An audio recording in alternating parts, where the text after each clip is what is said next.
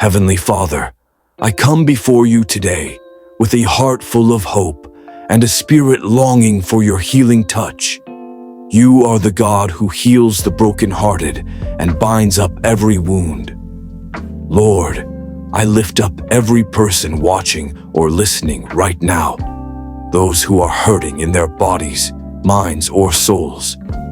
Stretch out your hand, O Lord, and bring healing where there is pain, comfort where there is sorrow, and strength where there is weakness.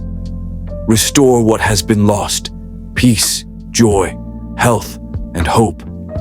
Let your living water flow over every dry and weary place.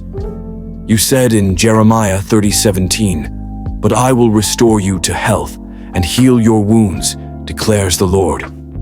We hold on to this promise today. Father, where there's been trauma, bring peace. Where there's been disappointment, restore joy. Where there's been brokenness, rebuild and renew. Help us to trust in your timing and to know that even in silence, you are working. Surround us with your love and fill us with your presence. Let your healing power move through every cell, every emotion, and every situation. We believe in your power to restore. We believe in your heart to heal, and we receive your healing right now in the name of Jesus. Amen.